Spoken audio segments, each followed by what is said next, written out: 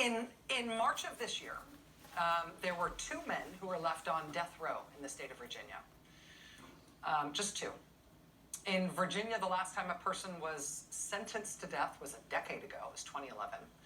The last time the state actually carried out an execution, the last time they had, prison staff deliberately, legally kill one of their prisoners, that was 4 years ago in 2017.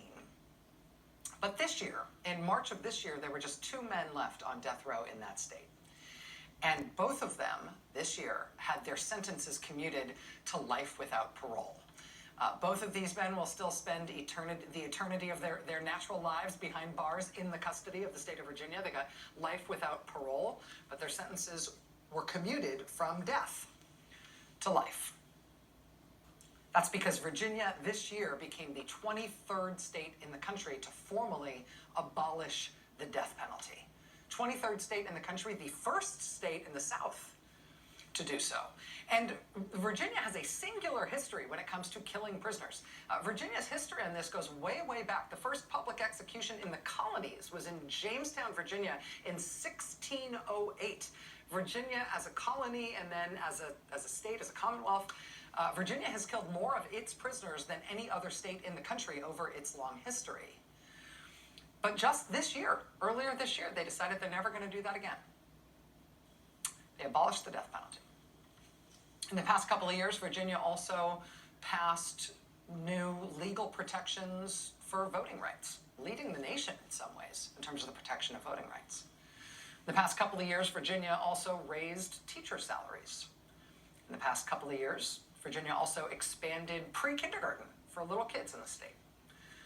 Believe it or not, in the past couple of years, Virginia also passed a package of small ball but very popular, very enforceable gun reforms. Stuff like requiring a background check for gun sales everywhere, not just for the sales that happen in gun stores.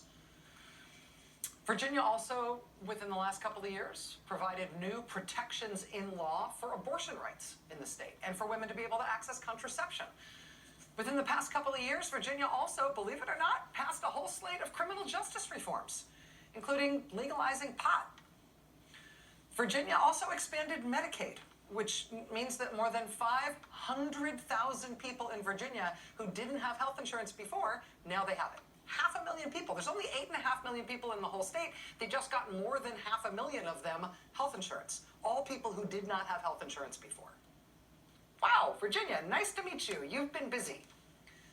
The reason that has all happened over the last couple of years is because in 2019, Democrats won control of the Virginia legislature, the House and the Senate, for the first time in more than 25 years. They also have a Democratic governor.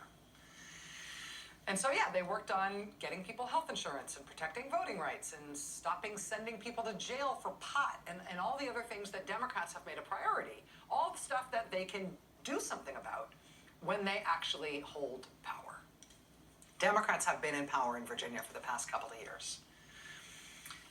There are 100 seats in the House of Delegates in Virginia, 100 seats. Of the 100 seats, Democrats hold 55 of those seats right now. That's their majority in the House of Delegates.